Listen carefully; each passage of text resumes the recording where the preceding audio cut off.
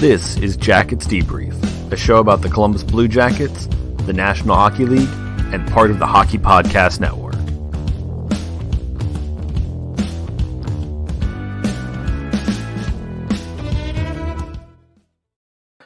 All right, folks, we are into the second half of the NHL season. We are seeing how much I can be wrong from week to week. It is stunning. But what's even more stunning is your chance at millions of dollars in total prizes with DraftKings. That's right, folks. We're in the second half of the NHL season. Time to prove if you're a contender or a pretender. Get in the action now. Claim your free shot at millions of dollars in total prizes when using code THPN during signups. Playing daily fantasy hockey is simple. Just pick your lineup, stay under the salary cap, and see how your team stacks up against the competition. Feel that pressure, feel that during a game more than ever before as you're watching every pass, every shot, every save. Get in there. Take a put. Pick those guys who you think can make a push on it. As we're going to talk about later in the show, it looks like Patrick Laine might start to be being a smarter guy to start picking in this kind of stuff. Let you know, with DraftKings, payday comes every day for players. So what are you waiting for? Head to the app now. Download the DraftKings app. Use code THPN. Again, as in the Hockey Podcast Network, THPN during sign up. This week, DraftKings is putting you in action with a free shot at millions of dollars in total prizes. That's code THPN, and you can get a free shot at all kinds of money in total prizes only at DraftKings. Minimum $5 deposit required. Eligibility restrictions apply. See DraftKings.com for details. Beer of the week is from our friends up in Cleveland from Market Garden Brewery. Their Shandy. Now, this Shandy is a little different than others I've had in the past. The lemon Shandies I've seen before add in lemonade. This one apparently uses a lemon soda. Let me get that beer poured there for you. Look at that. That's such a pretty beer. This is perfect summer beer. If you're like me and you're loving this warmer weather and getting out there and trying to get outside and do more stuff, this is a perfect warm weather beer, it seems like. At least Shandy's have been in the past here for me. Let's get this bad. Smells good. Let's give this boy a drink. Oh, that's good. That's sweet. That's sweeter than most Shandies.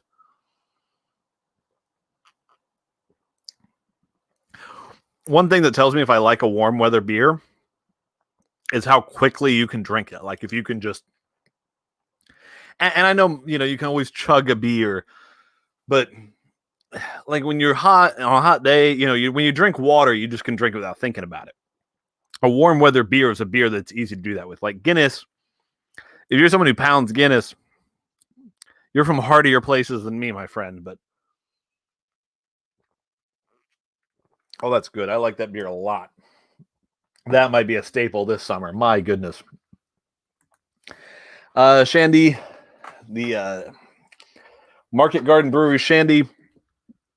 Let's see what we've got here. Their description made with all natural lemon juice peel. This thirst-quenching Shandy is a vibrant blend of pale wheat beer and sparkling lemon soda. Its fresh, sweet citrus notes come together for a lively and energizing brew. 4.5%. So nice.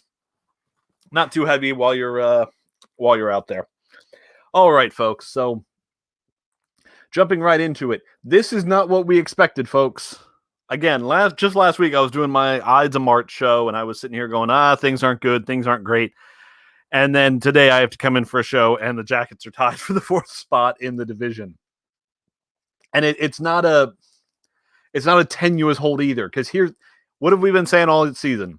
You got to look at the points, but you also got to look at that points percentage. That's going to be a big part of this. So the Blue Jackets right now are 4th in the division at 33 points in 32 games. It's a point for percentage of 516. If you organize it by points percentage, they are in 4th at 516. By virtue of having one more regulation win than Chicago, that's how they beat them. Dallas is at 500 now. They're 10-10-7. Dallas is going to have a rough go.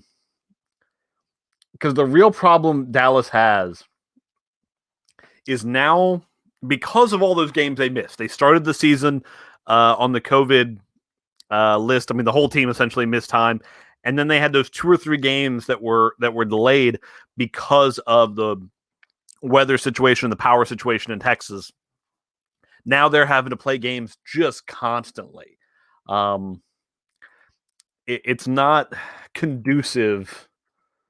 Let me pull up their schedule here real quick so we can all take a look at it, because it's a tough road for them. It's like where they're at right now. Right now they're playing Nashville. Tuesday, Tampa Bay. Thursday, Tampa Bay. Saturday, Florida. Sunday, Florida. Then next Tuesday, Nashville. These guys are on pretty much an every other day schedule with some back-to-backs thrown in there for the remainder of the season. That's what their schedule is. They have every other day and then back-to-backs. There is no break greater than 1 day in that schedule for them. Let's compare that to what the Blue Jackets are dealing with at this point. So the Blue Jackets schedule, they played Carolina. They played Carolina on Saturday. Have Sunday off to come back to Columbus. They play Carolina. Then they have 2 days off. Then they play Carolina. Then it's every other day for a couple of days there. And a lot of every other days, but not nearly as many back-to-backs. A couple of stretches of multiple days off. I've got 1, 2, 3 stretches of at least 2 days off in a row. Yeah. So 3 stretches of 2 days off in a row, and 1, 2 back-to-backs for the rest of the season, and then 3 stretches of 2 days off in a row. Whereas, again, Dallas, no days off, no more than 1 day off at a time. And they've got 1, 2, 3, and they've got 3 back-to-backs the rest of the season. So they're gonna have a hard road to go. The Blue Jackets playoff odds, according to Money Puck, which we started looking at recently, they're up to an 11.7% chance, which isn't bad. Now, this percentage is based on what teams are at. Here's the thing. Chicago's at a 24.7% chance now. They've got Dallas at a 50.3% chance. They see Dallas having the opportunity to climb back in, and I think we're going to get to the point where Dallas is now the team you have to worry about going forward. And maybe Chicago, too. I mean, I don't know at this point. Who knows? We'll see where it goes. But that's my indication is at this point I'm probably getting more worried about Dallas. We talked about it on last week's show. I think it was Wednesday's show. We started looking at some stats, and Chicago's overall stats like Corsi and expected goals for, they've been overperforming those. And so the idea is that they're going to regress. They've gotten great shooting at great times. Good for them. And I'm not saying that there's a guarantee. I mean, in a short season, numbers can end up just being a false identifier where things are going. But I think my concern is probably more with Dallas, especially if they start to get healthy. So we'll see. So the Blue Jackets, since we've talked last, 2 games, both wins against Carolina. I was joking around on Twitter earlier this week. Somebody was like, oh, man. It was in reaction to one of the writers who covers the Blue Jackets saying, okay, Blue Jackets fans, this is a big week. He said he retweeted with a little GIF that had something that was like, is it? Because there's just this idea that, yeah, we're not going to do well. We're gonna lose. We're gonna, we're just not going to make, we're not going to do well here. And then I tweeted back to him and I'm like, the way this season's going and the way the Blue Jackets tend to play, which is to really pick it up later in a season, I'm like, heck, they might get 6 out of 8 points against Carolina, a team that this season has been substantially better than them. Well, right now we're at 4-4. So, I mean, if they can either lose in overtime in the next 2 or just pick up one of those 2, I think they would have had a better series in those 4 straight against Carolina, because I thought this was going to be the death knell of the season. I thought Carolina's doing well. They're rolling well. They're playing well. Columbus isn't playing well. We're going to get like 1 out of 8 points or 2 out of 8 points, and that's going to be all she wrote for the season. We'll just say we're done. That has not happened. They've won both games, 1 in overtime, 1 in a shootout. For the Blue Jackets to win a game in a shootout, I mean, at this point, it feels like the forces of heaven and earth are changing to try and help them here. So we'll see how this goes. All right, those games specifically. So their Corsi numbers were not all that impressive. At 5-on-5 score and venue adjusted in the 3-2 win in overtime, 47.71%, and the shootout win, 44.05%. Their expected goals for numbers also not great. 44.3 in the overtime win, 36.31 in the expected goals for win, or in the shootout win. Now, I was one of those people who during the shootout win, when Carolina scored in overtime, I was watching the NCAA games. I was seeing some friends I hadn't seen in a long time, watching the NCAA tournament. And when Nashville scored that goal, I was just like, oh. And you know what? There were tournament games going on, so I was watching my laptop. I just shut the laptop, turned back, started watching the game, started watching basketball. Now, for those of you who may not know, normally during Blue Jackets games, I tend to not look at my phone. Sometimes I'll turn my phone off just because I'm focusing on the game. And I pull up Twitter. I'm like, oh, let's see what's been on Twitter. And I see Portsline's thing of, I think it was First Ohio Battery tweeted something saying, no goal, it's been overturned. We're going back to overtime. I was like, wait, what? So I open up my laptop, get everything booted back up real quick again, and get back on to see. Go to the overtime, go to the shootout. It was a fun experience. It was really fun. The only other one I can compare it to is a few years back, and by a few, I mean 7-8 years or so.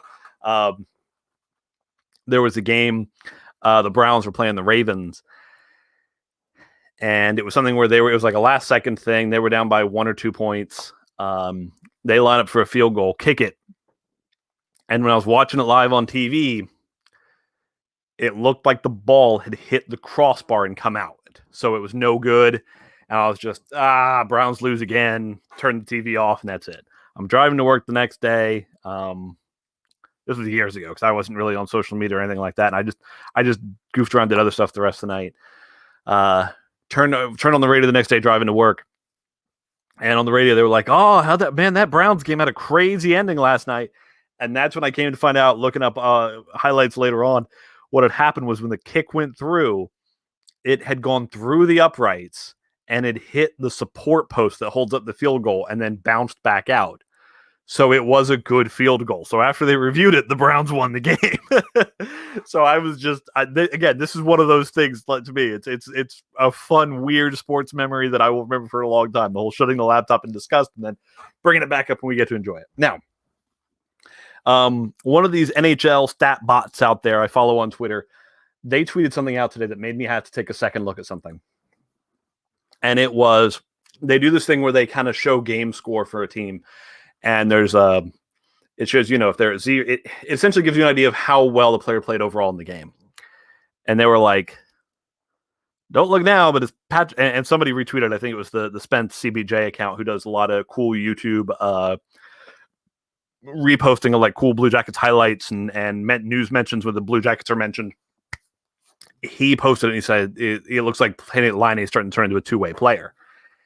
And Laine's score from last night's game, it was all positive. He was positive offensively on the ice. He was positive defensively on the ice. He was good. And I was like, what?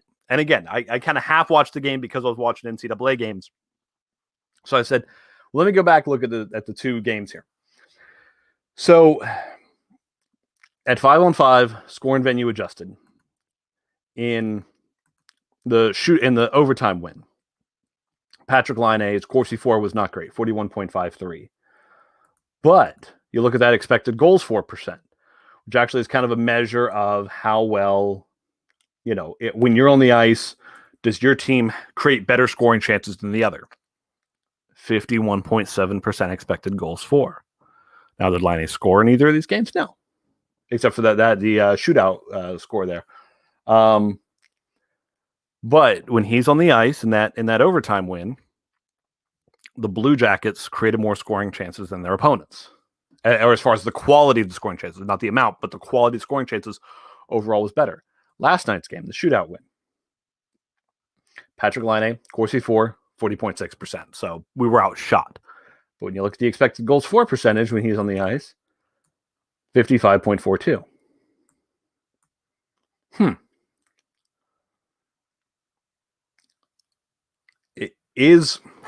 This is where I'm starting to have to ask myself questions. And again, we've got a long way to go here. If I'm just wrong, if I'm wrong on what I'm going to say now, because what I'm hoping here is that something I've been saying for a long time is wrong. I am hoping, wouldn't it be a beautiful moment if all this stuff I've been saying where it's like, it's time to move on from Tortorella, it's time to be done Tortorella, I would love to be wrong. That would be the best thing in the world, because I would love it if what's been happening these last few weeks, if at the end of it, we're going to start seeing a more complete player in Patrick Laine, a player who's playing better defense, a little more power, still getting scoring chances, still making goals happen.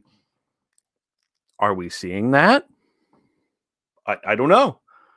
I mean, again, 2 games is not enough to say there's a pattern going here, but it's enough to start keeping an eye out for it.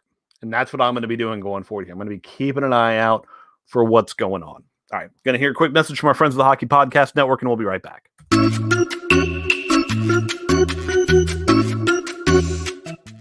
He's my brother Mike. He's my brother Matt.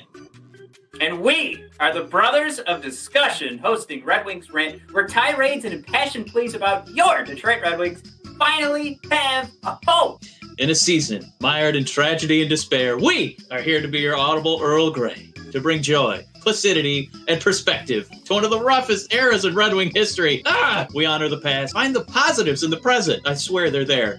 And paint the picture of what's to come in the Winged Wheels future. Paul Woods here on the radio broadcast of your Detroit Red Wings, and I'm going to play games like Who's That Pokemon? Where Matt has to try and guess quotes pulled right out of context. For Jeff Blashill, and we got to figure out who that Red Wing is. Every episode, we put ourselves in the legendary shoes of Steve Yzerman and play Be the GM, finding ways to ice a competitive team while accumulating assets for the franchise's future.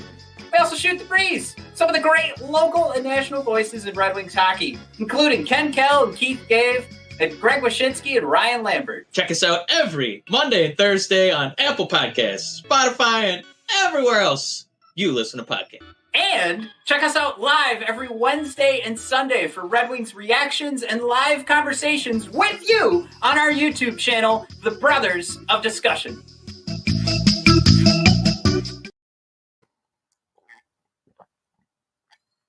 That Shandy is good.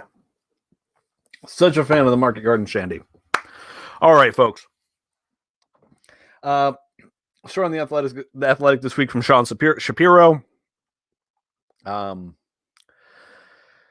He confirmed what we talked about a couple weeks ago when it came out that ESPN was getting the TV package, that the B package the NHL is looking for, they're looking for $200 million a year.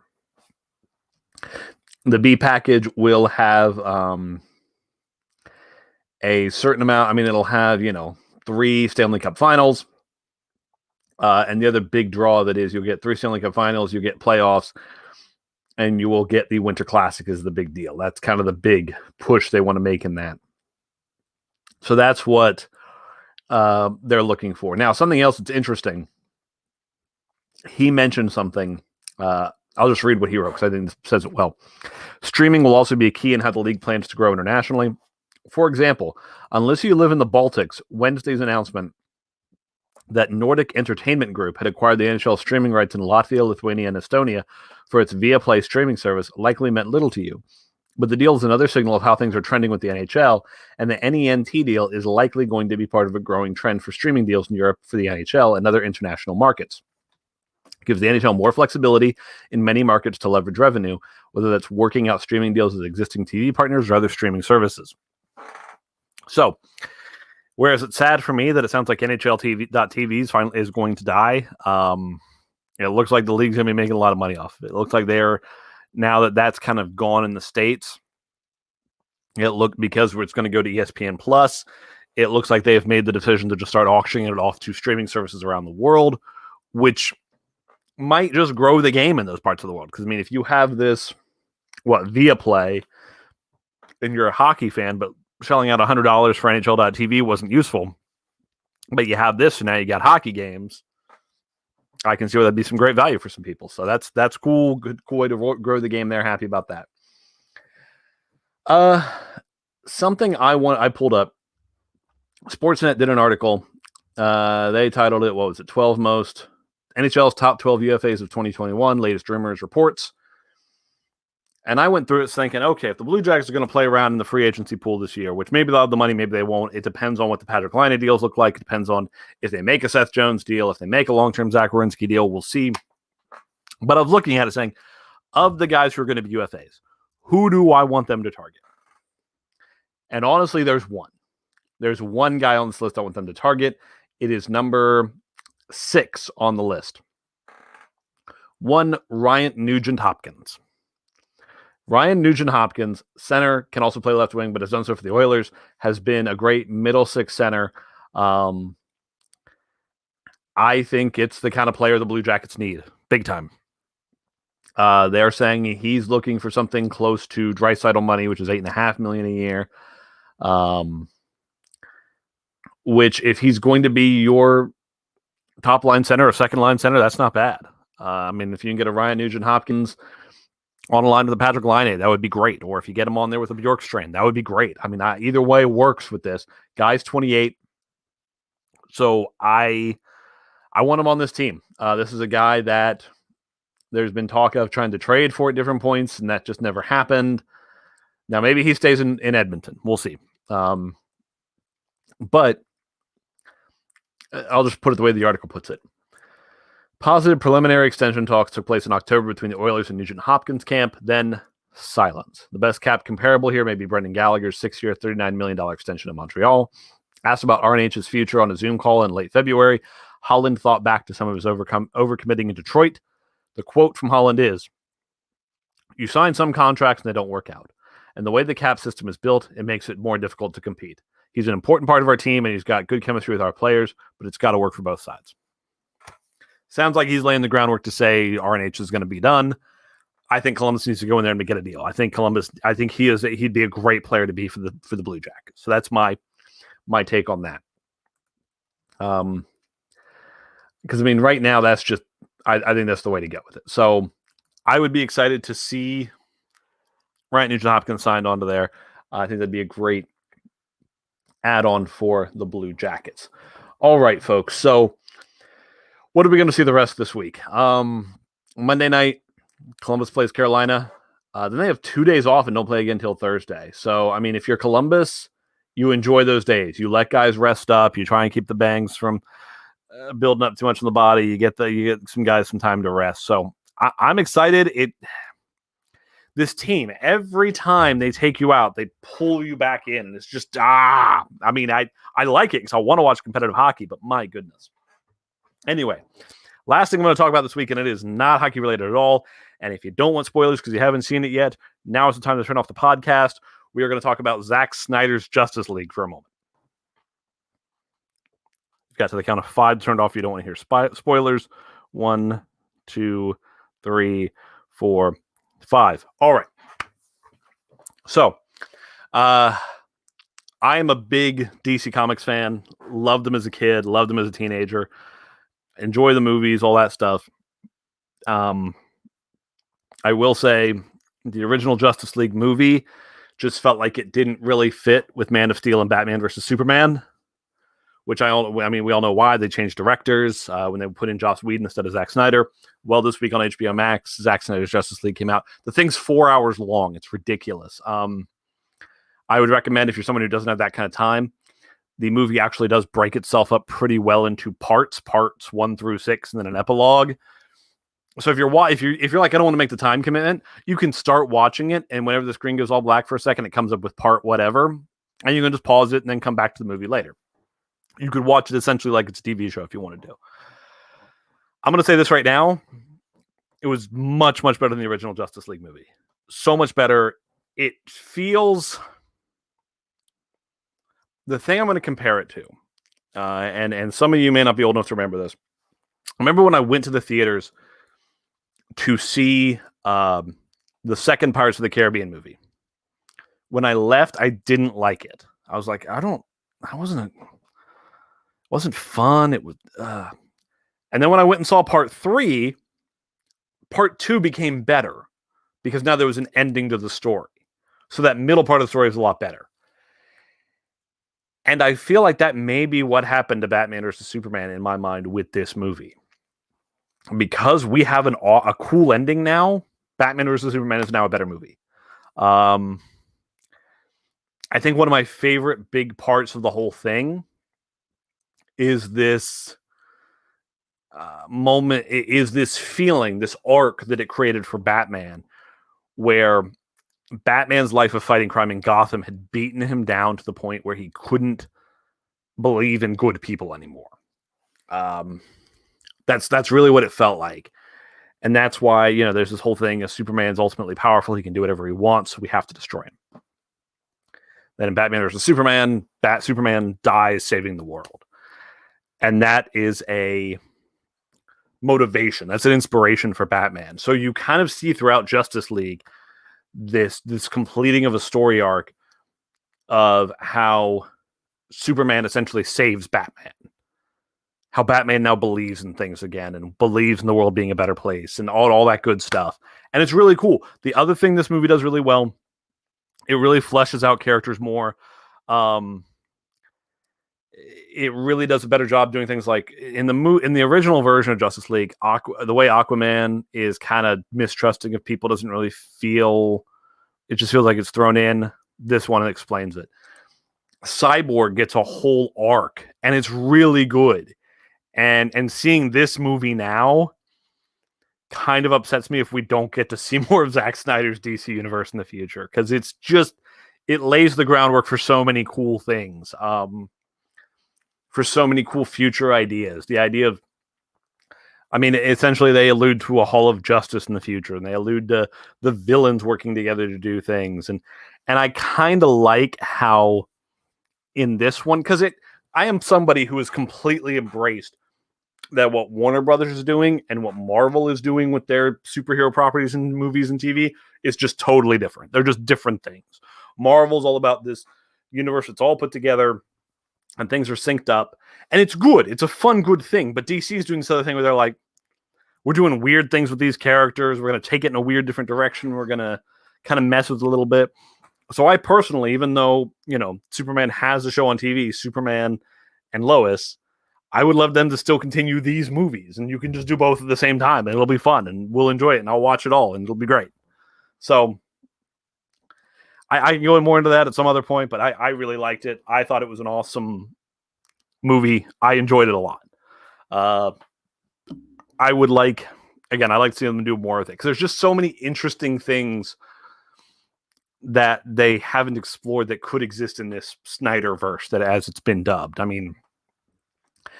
The whole crazy ideas about there being some type of evil alternate future out there where Superman's now turned evil because Darkseid's enslaved him or something. I don't know. All sorts of crazy stuff could happen. You can do some weird things. Again, we've alluded to villains. I like that they've done things like in Marvel, you see where everybody comes from. In the DC stuff, we're just like, yeah, Deathstroke just exists. We're not going to explain his origin story. Yeah, Robin died a long time ago. We're not even going to explain it. It just happened. It's just there. So it's interesting. It's fun. I like where it's going. If it goes anywhere. Maybe we're done with that now and that'll be the last of it. But if it was, it's a cool trilogy nonetheless. So I'm happy with that. Anyway, this week, Blue Jackets play Carolina on Monday. We'll talk to you again. I'll record the show on Wednesday, so you'll have it hopefully Thursday morning, unless you watch the live one. Here's I don't know if I ever announce this enough sometimes, but if you like the podcast and you're like, you know what, I want to see this ugly man's face. You know what, I want to hear this as soon as it comes out. You can watch it on Facebook, our Facebook thing. You can watch it on our Twitter account, and you can watch it on YouTube channel. And I do it live, so the show comes out live. You can interact with me there. You can comment on it. So if you want to do that, if you're like, hey, that sounds like a fun thing to do, recordings tend to happen Sunday, normally around 8. I'm a little earlier tonight. And then they happen Wednesdays, again, around 8 o'clock, sometimes a little later on Wednesday nights. But yeah, Sunday night, Wednesday night, and that 8 o'clock-ish hour somewhere. So thank you all very much for watching, listening, however you interact with the show or enjoy the show. Please like, comment, subscribe, share, whatever you need to do, rate it, all that good stuff. But thank you very much. And go Jackets. Please subscribe to the show, follow us on Twitter @JacketsDebrief, and thank you for listening.